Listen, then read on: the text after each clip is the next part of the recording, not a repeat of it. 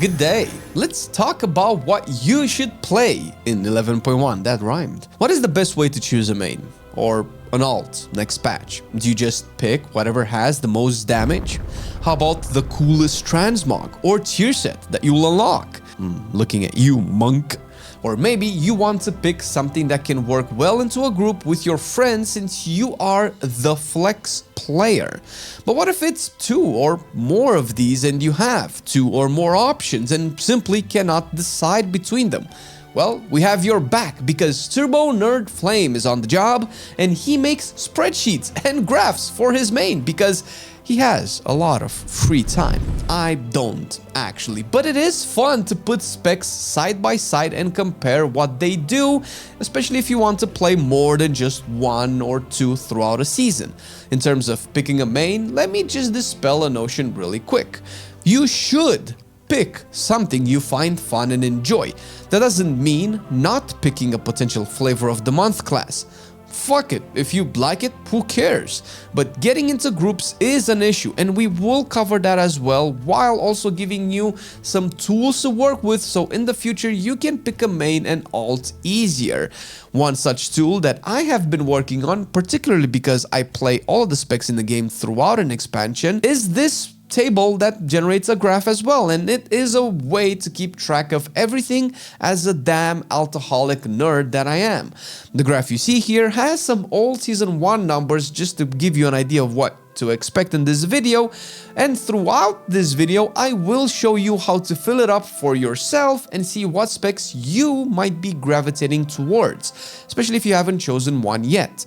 And if you like nerding out about what main or alts to play, you can join our live streams where I wrestle with the idea every week because I am an alcoholic. Catch our streams on twitch.tv/Marcelian online or even here on YouTube.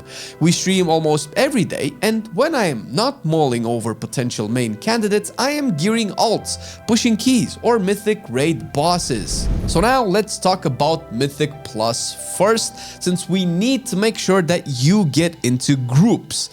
Depending on how serious about this you are, aka how hard you want to push keys or how chill you prefer to do it, your main and alt choices will change. But the biggest elephant in the room at this moment is getting into groups, which could also be the biggest reason you are having a hard time picking something after season 1 and waiting for 45 minutes to find people to clear a dungeon with. God damn.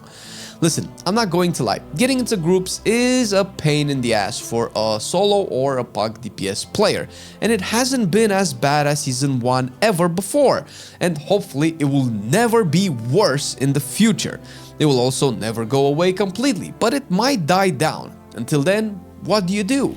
The answer is one you already know, and that is to either A, play a meta spec, or B, swap roles to a tank or healer. For option A, playing a meta spec means knowing what the meta is. You can probably have a decent guess by looking at the PTR right now, but specs have been nerfed 1 week before the season launched before, and people were stuck on mediocre or dead classes because they followed the numbers from the patch testing period. And by dead, I mean dead from a meta standpoint, not dead as in not playable. This is a risk you will be taking, and if you are fine with it, I can tell you what is looking really good right now to pick, at least either for a main or for an alt.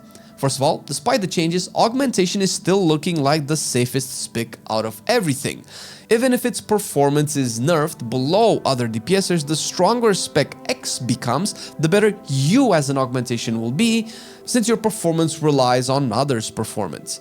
You don't have to worry about yourself being broken, but you want other people to be broken in a good way, so that your value goes up. Second, Shaman is likely the strongest class choice in general. Enhancement is looking to be the best DPS spec on the PTR right now, if not one of the top, and if by any chance it gets nerfed, Elemental is doing incredible as well. Whichever ends up on top, you will still bring Bloodlust to a group, which can get you into PUGs as well. For option B, luckily enough, the Shaman that I suggested also has a healer role already available. Now, we aren't talking about a meta healer or a meta tank, since honestly, that might be more volatile than a DPS meta, so it would be harder to predict. But it's also less prone to discrimination, since people are more likely to pick an off-meta tank or healer over a better DPS. The best tank to main for pugging in keys, so long as you're fine not being meta or pushing the highest of keys, will be Blood Death Knight. Being self-reliant and really the only tank that can do this at the moment is pretty big and can compensate for having a less competent healer. However, and this is a personal take, don't quote me on this one, Blood can never be meta unless it is overpowered. I talked about this on stream a gazillion times and in past videos, but its design is just flawed for WoW's combat. Retroactive mitigation is either pointless and you die, or it's the best thing in the game. A quick mention to Mistweaver as well as a healer. Right now it has some of the best performance on the PTR, if not the best performance, but similarly to Blood, it often struggles being a meta healer due to its design. In particular, the lack of good group defensives like Pain Suppression and Spirit Link, which is why I usually have a hard time accepting the idea of it being a potential meta healer, but always open to be proven wrong. How about raiding though? Raiding encounters less pugging than Mythic Plus, since most raids are cleared by guilds, and guilds are more flexible with the specs people want to play. There are, however, specs that you would want overall almost every single raid. Possibly the most desired class in a raid is a Warlock. If you are the only Warlock of your raid, you might see tanks and healers being replaced before you are. That's how good Gates and Soulstones are. In patches 11.1's case, Destruction seems to be the spec that's pumping the most, but we have had seasons before where one Warlock spec dominated the early progression while another became meta by the end. Either way, the gear is more interchangeable than with most other classes that share multiple DPS specs. Frostmage is another good spec to have, obviously, since Arcane Intellect is one of the strongest raid buffs, and the mobility and defensives of Mage makes it a good class to have in a raid. Once again, Shaman, particularly Enhancement, is looking strong on some of the fights, and your raid will definitely want the Mastery buff. Otherwise, if you know what your raid composition is, you can just pick the class that brings the buff that they are missing. Usually, the tank that a guild will want is a Blood Decay for grips. I'm not up to date with this particular raid and how important grips would be, but if they aren't, the tank you are best at will be just fine for a regular Mythic guild. Same goes for healers as well. Although you would want a diverse roster, if you are just amazing at one particular spec, like Holy Priest for instance, regardless of the need for it, chances are you will be loved by your raid group a lot. Now that we have some of the potential examples for meta specs, we can look at this neat little table I have here and use what we discussed to populate the performance column. And we're gonna do this live with you right here while also generating a graph on the right hand side with all of the specs here. Now I'm going to populate the performance with kind of like guesses, and some of them will probably have a 0 score because I just haven't played with them yet and I have no idea what's going on, but this is something that you can actively change on your own throughout the season when you see buffs and nerfs to kind of keep track of everything if you find this is fun or if it's important for you to choose a main or an alt. But for the argument's sake, I will probably give Unholy a 7 based out of 10. Everything's going to be ranked from 1 out of 10 based off of what I've seen and what I've done, and if you don't like it, I guess that's fine. You can let us know in the comments. I might be wrong, and that's fine because I'm only one person that has only access to so many specs and days to test on the PTR. Arcane has been kind of meh, and it's also been bugged. Fire Mage has been pretty good, but not super amazing. I'm gonna maybe give it an 8. It has potential to do a lot of damage. Now, Elemental has been cranking really hard, and if Enhancement is the best spec, it's gonna get a 10. Affliction has some AoE potential, crazy good in Mythic Plus, but I don't know about Raid, so I'm gonna give it a 7 as well. Maybe it's probably not as good as Fire Mage, I don't think. Frost Decay is a wild card because its tier set has been changed and it's a meta spec now, but I'm not sure if it's going to translate into a meta spec next season. I'm gonna give it a 6 at the moment. I'm just not that impressed, and it's not obvious you're gonna be playing Breath of Sindragosa next season. Frost Mage is probably the best mage spec at the moment, maybe a 9 in terms of overall performance. MM is undergoing rework, so its damage is kind of here and there. It can do some really good damage. I haven't seen it top meters consistently, so I'm gonna give it an 8 right now. BM is obviously a 9. I think I left a 9 here at some point. And Survival Hunter is still needs a little bit more testing. It does really good damage, but I cannot see it keep up with maybe stuff like Fire Mage or MM Hunter. Maybe it's more. We'll see how the buffs are. This is mostly for a meme because I haven't played a lot of Shadow. I did play Shadow, but Shadow has some issues. It's actually doing a lot of damage. I was gonna give it a 1 just for the sake of completing the table, but I don't think it deserves a 1. I'm gonna give it around a 7. It could be a higher. I'm gonna also give Assassination a 1 because I haven't personally played it, and Marcelian doesn't really like Assassination, but it's not a 1. It's probably better, but this is just to show what would happen if spec would be ranked fairly low. Feral, in terms of performance, it's at least a 9. I don't know what's going on with Feral, but something's happening. You should check our Feral video. Augmentation, I hesitate in giving this a 10. I think a 10 would... No, a 10 is probably what it has right now. It has really good damage. And if you bring it into a group with maybe Enhancement and another like 9 or 10 performing spec, it would definitely be a 10. Otherwise, it could be a 9 as well. Restore Shaman, I didn't honestly see and play a lot at the moment, so I'm going to keep it at 0 just because it's relevant to the table. Blood Decay, I've played it. It seems fine. Some of the top tanks seem to believe that Blood is going to be the best tank in the game. I still struggle to see it as a meta tank. I'm going to give it an 8 because it's just overall really solid. In terms of performance, Demonology feels maybe around Afflictions level, but Destro seems really good. Maybe give it a 9. It could be an 8, especially Mythic plus Destro could go to a 10 if you pull big enough, but that's, you know, debatable. Marcelian has been playing some Holy Priest. His performance seems fairly dope. I've seen some raid testing with Holy Priest, and it seems like he's doing quite a bit. So I am going to give it around an 8. Discipline is undergoing some recent changes, and we haven't been able to test it fully. I'm going to give it a 7, but it could be better. To keep in touch, Marcin actually tested Subtlety, and that's particularly cool. I think he was doing pretty well with Subtlety. I'm going to give it a 7 as well. And Outlaw felt like, had moments when he was doing really well, but it felt like whenever he was bursting, he might have been bursting a little bit more with Subtlety than Outlaw, but I'm just going to give it a 7 as well. Balance is maybe still one of the best DPSers in the game. I've healed a little bit with Resto Druid. I find it really nice, but it's also going into some changes with its mastery. I don't know how it's going to scale in endgame content. I'm going to give it an 8 overall. And Guardian Druid is a spec that I like a lot, but it just has very piss poor damage and it risks losing aggro quite a bit. So I'm gonna give it a 7, even though I felt like I survived more with Guardian than a lot of other tanks, maybe even Blood Decay. Devastation in terms of performance, the damage was fairly high, but not enough testing to see if it can potentially go any further. I'm gonna give it a 7 as well. Is 7 like the most common given number? Jesus, maybe I should try something other than 7. Preservation is...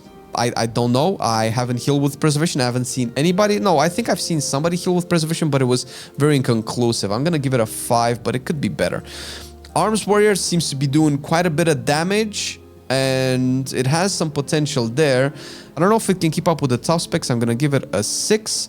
Fury seems to be slightly better. I'm trying to avoid giving everybody a 7, so I'm gonna give Fury a... I'm gonna give Fury a 6. I haven't seen major differences between Arms and Fury, but I know better warriors out there are testing it right now. Prot Warrior's performance, as much as I dislike it, seems to be fairly decent. This has to get a 7. 8 is a little bit too much and 6 is a little bit too low. Red is always kicking major butt. There's probably an 8 in terms of overall performance. Holy Paladin is weird. I have no idea if Holy Paladin is going to be good. Prot Paladin has been nerfed substantially. I don't know if it's better or not than Prot Warrior. I'm going to give it a 7 as well. Havoc has been bugged for a while, but it has potential to do a lot of damage. I am going to give this a 6 at the moment, but it could be an 8 as well. It's kind of like in between because we don't know exactly how these bugs will be fixed. Vengeance seems to be doing fairly well. I'm going to give it an 8. It does have a bugged tier set interaction as far as I understand it, which is contributing to its performance, but hopefully that fixes, because even with the bug, it's not broken or anything. Windwalker is doing really well, not as high as Enhancement. I'm going to give it an 8 in terms of overall damage.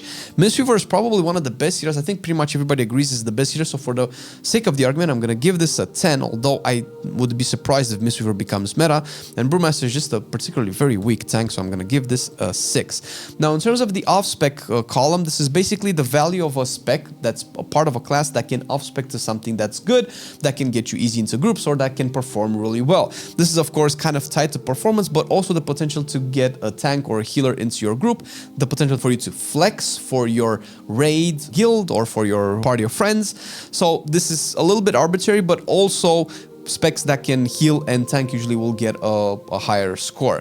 So in terms of DK has been good season 1, but it's not looking that great in season 2. So I'm gonna give this like a 6 out of 10 because it can at least tank, so blood will actually pull the class ahead. For mage, the value of off-specking is fairly low because it's usually only really one mage spec that's really good historically, although frost and fire kind of look decently good at the moment, both of them.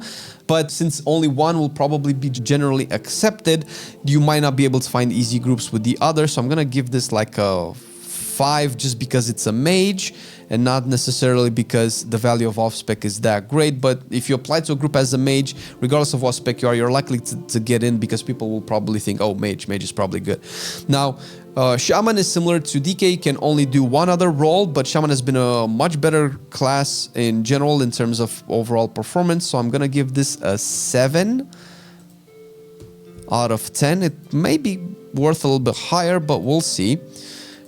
Warlock similar to Mage, maybe even worse than Mage. I would probably put this at a 4. I'm only not dropping it even more because in raids, you're always gonna find a spot in raids as a Warlock, but in dungeons, it might be iffy. Hunter is maybe a better example. Hunter has almost no value as an off-spec class for me because it's either usually BM Hunter's doing really well right now or no Hunter spec is actually performing. And this is just judging by the history of Hunter, and also people don't really invite hunters that much, considering you compete with mage for bloodlust and you compete with other classes for range DPS, and survival is hardly ever considered to be a good spec, even though it does quite a bit of damage.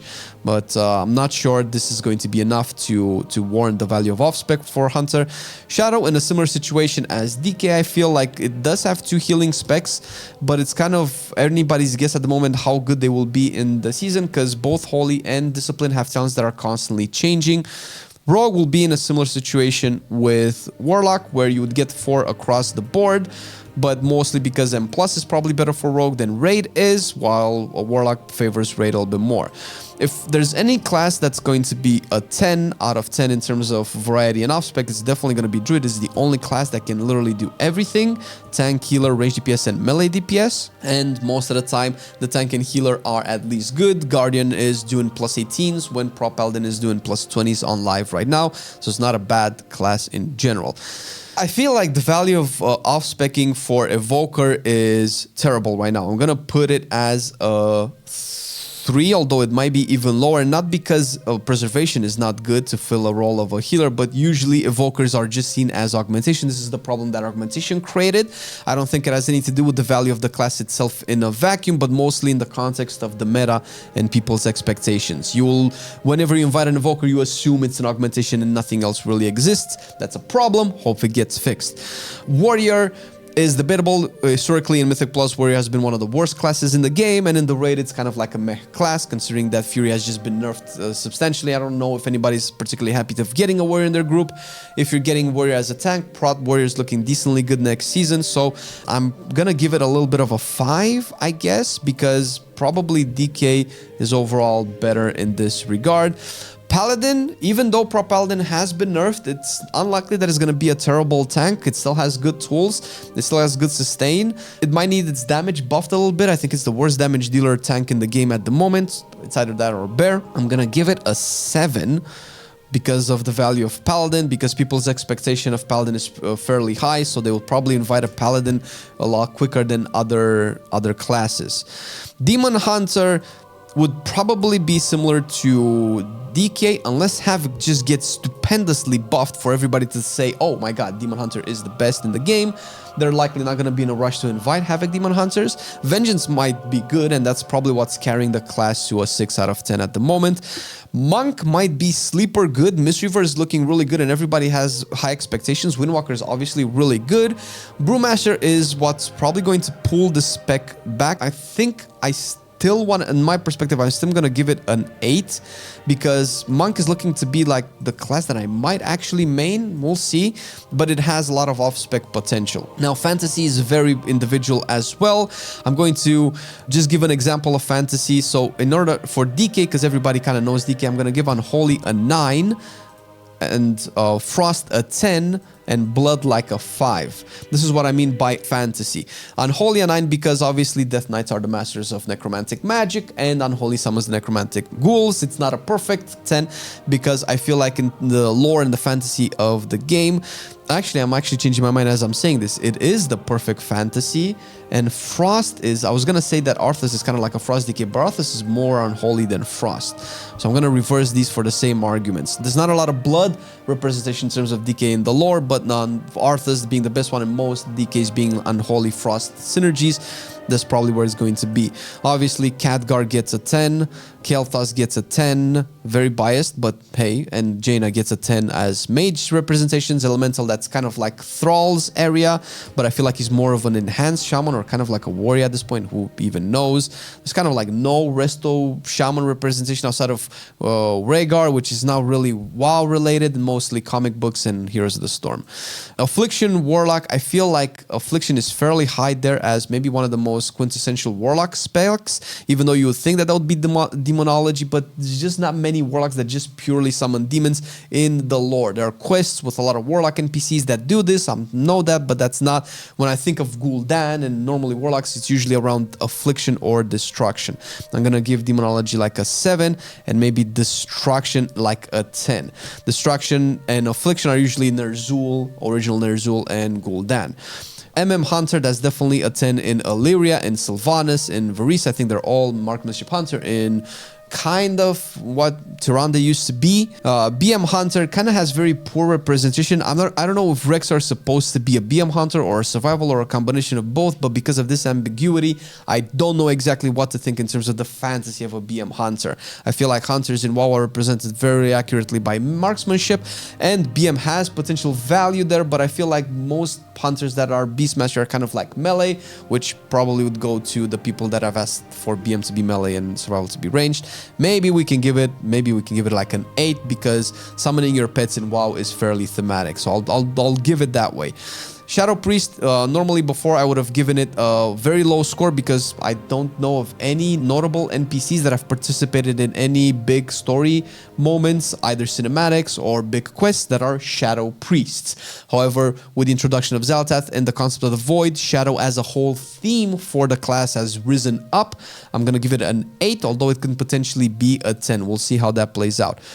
Corona, obviously an assassination rogue. Vanessa Van Cleef, or whatever her name was, also a fairly noticeable assassination rogue. Assassination rogues have been, the king slayers of WoW. There's no real good lore around Feral Druid. I want to give it a 1. I don't know of any NPC that just turns into a cat and does cool things for the story and for the world building. But there are Malfurion, who's kind of like a balanced resto hybrid. And we've had Guardian lore mostly in Legion. It's not really present right now with Ursak and Ursol, but they're like the spirits of the bear. They're not really Guardian Druids, and we don't really see... Malfurion is kind of like a Guardian Druid sometimes, but I feel like there's no justice for Guardian Druids. Augmentation, you have the Dragonflight NPCs, which I can... Ember Scale, whatever. I don't even remember the names. I'm gonna give this a 2 and give these guys a 2 and a 1 because Sarkareth was a Devastation Evoker. Clearly, I have no idea if there's a notable Preservation Evoker that I remember. And I know you might know the name, I don't, so that's why it's getting a 1. And I should know, and the fact that I don't know, it's the fault of the story team. Holy Priest is close to being a 10. Anduin has kind of been a Holy Priest for the longest time. Alonso's Fall that created the Order of the Silver Hand with the Paladins has been a Holy Priest, I believe. And now he's kind of like an undead Holy Priest. I don't know if he delves in the shadow. Discipline is a little bit lower, but I feel like it's kind of intertwined. The priests kind of occasionally just use... They're kind of arbitrarily sometimes holy, sometimes discipline, right? Anduin in WoW has been historically a Holy Priest, and now he's kind of a Red Paladin, I would guess. While in Hearthstone, he's a Shadow Priest, so I don't even know. Maybe it's a discipline in combat. I don't know what's going on with Priest. Subtlety rogues, I think Matthias Shaw can be categorized as a subtlety rogue. Maybe Tess Greymane is a subtlety rogue. They're really good big character. Maybe Vivian Voss is a subtlety rogue, but they don't have major ties into the story. And Outlaw, although it's a really cool and we have a lot of Buccaneers and Pirates in the game, I don't know if it's accurately represented in the game, and I haven't heard of an Outlaw rogue. Maybe it's even lower. I haven't heard of an Outlaw rogue since Tethys in the Outlaw Order Hall in Legion. Arms Warrior, Garrosh, Gromash, fucking Anduin Lothar, enough said. And a few warriors, I feel like similar to priests, sometimes they pick a second weapon and are like, oh, I can actually use these. Garrosh has swung 2 weapons. Gromash has swung 2 weapons. Garrosh has not, but Gromash definitely has. Varian has been both in arms and a few warrior at the same time. Varrock's Arfang the same, so it's kind of like interchangeable. But as far as Sprout Warrior, I don't know if Turalian or Lothar have also been prod. I'm gonna give it a 5 overall. In terms of fantasy, is not really there, although pretty much all footmen and all NPC warriors in the game are kind of protection. Red Paladin, Anduin is very high up there. It's probably a 10. Tyrion, Jesus, I cannot name the other ones because Uther is definitely a Holy Paladin. I feel like the Holy Paladin is fairly strong, and Anduin is kind of like going in between these two specs. While Prop Paladin, I think only Liadrin, Lady Liadrin is a notable Prop Paladin, but she hasn't done anything in like 10,000 years. Havoc Demon Hunter, obviously Illidan is kind of one of the poster childs of WoW. Can I not give it a 10? But Vengeance, I think that's just, oh, we need another spec. Nobody's a Vengeance Demon Hunter, let's just make that up. Windwalker, Terran Zoo. Now this is very personal. I really love the monk lore in MoP. Mistweaver is kind of low. I don't know of a single Mistweaver monk, but obviously Chen Stormstout is a Brewmaster monk, and I want to give this a 10, but it's just not quite there yet. Gameplay, obviously this is also very personal, and we've done this on stream as well. I'm gonna go through this really quick, maybe speed this up for the edit because it's just gonna take a long time.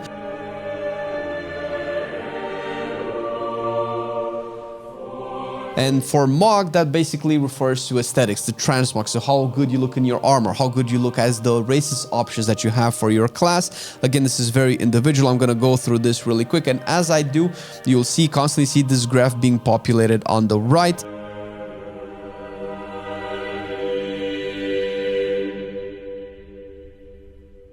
And this is how the graphic looks at the end. Of course, they're fairly balanced because I kind of like most specs in an equal manner, but maybe for you will look completely different. To get this link, you need to go into the description and you click on it. You won't be able to edit it. You'll need to click file and make a copy for yourself. Then you'll be able to edit it, take specs out, take columns out, do whatever you want to it. As long as you don't delete anything like the graph, it will generate automatically on its own. And this is just going into the next patch, next season. As you see, Enhancement is one of the specs that actually ranks the highest, and as well as with Windwalker. Windwalker is actually the highest right now on my tier, and if you don't know why, you should definitely check our Windwalker video right here to see what's going on with this spec in the next patch. Just click it right here. See you next time. Bye-bye.